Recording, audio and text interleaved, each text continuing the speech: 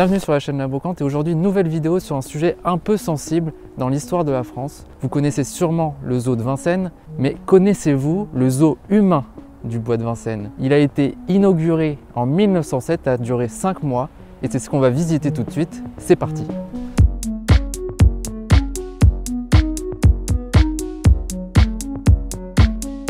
Donc on se trouve effectivement à l'est du bois de Vincennes, à la limite avec la ville de Nogent-sur-Marne. On se trouve précisément dans une zone qui est appelée le jardin d'agronomie tropicale et c'est une zone ouverte totalement au public, donc vous pouvez la visiter sans souci.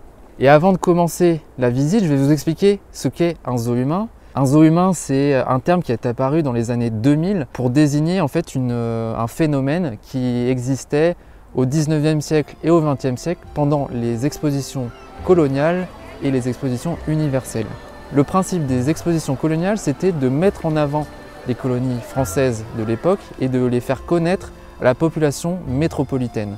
Et donc c'est ici, en 1907, que la 4e exposition coloniale est inaugurée, le 14 mai précisément.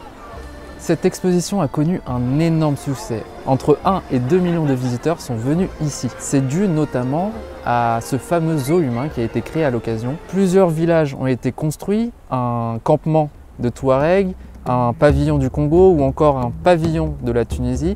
Et tout ça avec les éléments culturels de l'époque et surtout avec les habitants des colonies. Ces habitants sont directement recrutés dans les colonies françaises et sont transportés en France et sont déguisés avec des costumes plus ou moins traditionnels. Et donc on va pouvoir visiter tous ces vestiges de cette époque avec les bros Alex et Thomas. Suivez-moi.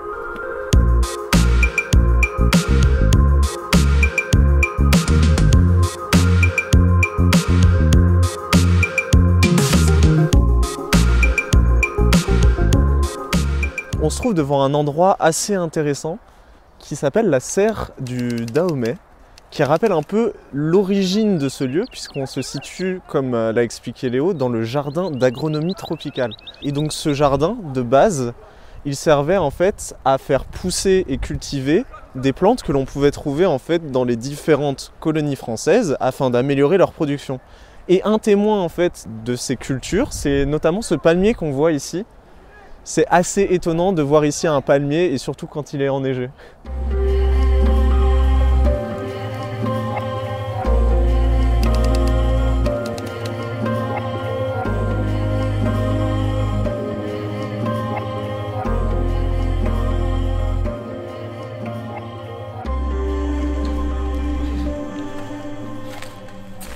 C'est un peu des libertés qu'on a pris parce que ce n'est pas forcément autorisé aux spectateurs. Du coup, c'est un bâtiment qui a été abandonné.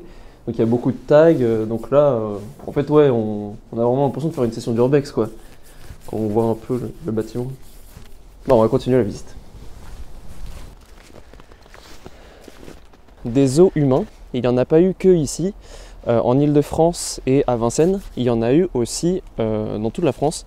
Notamment, la preuve en est ce bâtiment qui est le pavillon du Congo, qui a été importé de Marseille en 1906 lors de l'exposition coloniale de Marseille. Ce bâtiment a ensuite été ramené ici et malheureusement tout ce qui reste ce sont des vestiges car il a été incendié en 2004. Ce phénomène des zoos humains, donc, n'a pas été partout en France, il a été aussi partout dans l'Occident. On peut retrouver les premières traces dans l'Occident avec Christophe Colomb qui avait ramené 6 Amérindiens pour les montrer à la cour d'Espagne. Ce phénomène s'est ensuite démocratisé aux alentours des années 1810 et a duré jusqu'en 1940. Et c'est un phénomène qui a connu un énorme succès puisqu'il a ramené en tout 1,5 milliard de spectateurs. Donc ces zoos humains avaient une portée aussi politique parce qu'ils servaient à montrer la différence entre nous, entre guillemets, et les sauvages, les étrangers, entre guillemets aussi. L'idée était de les montrer différents, de les rabaisser, pour aussi expliquer qu'on pouvait les coloniser, car ce sont justement des sauvages. Les scientifiques s'intéressaient aussi à leur cas, les étudier pour essayer de démontrer la différence entre plusieurs races et montrer la supériorité de l'une par rapport à l'autre, bien entendu la supériorité de la race blanche. Ok, bah maintenant, on va continuer la visite.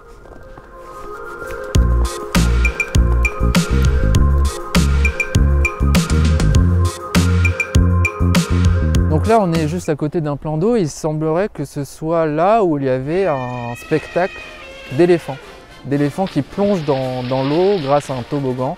Donc voilà, c'était Ça faisait partie des nombreux spectacles qu'il y avait dans ce parc, dans cette exposition, et ça ressemblait drôlement à un parc d'attractions.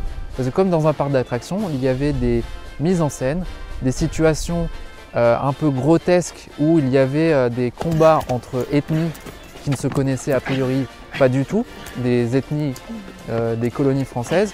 Il y avait des scènes d'attaque et comme dans un parc d'attractions, il y avait aussi de quoi consommer de l'alcool, par exemple, sous cette tour asiatique. Les visiteurs pouvaient y observer des scènes de la vie quotidienne, comme par exemple des Tunisiens qui prenaient le thé ou qui fumaient la chicha. Et aussi, il y avait un enclos avec des dromadaires et donc on pouvait venir observer un peu ces animaux exotiques. Comme on a pu le voir tout au long de la vidéo, il y a beaucoup de bâtiments qui sont laissés à l'abandon. C'est parfois plus que des vestiges, mais il y a quand même quelques bâtiments qui sont rénovés comme celui de la Tunisie et a abrité pendant un certain temps la restauration des étudiants qui se trouvent juste à côté. C'est un lieu qui est censé devenir un lieu culturel avec un centre d'information et de ressources. Et donc c'est déjà la fin de cette vidéo sous la neige et on remercie énormément le musée de Nogent-sur-Marne qui nous a permis d'illustrer toute cette vidéo avec des images d'archives. Et donc n'hésitez pas à liker cette vidéo, à partager et à vous abonner bien sûr. C'était La Brocante. Allez, ciao.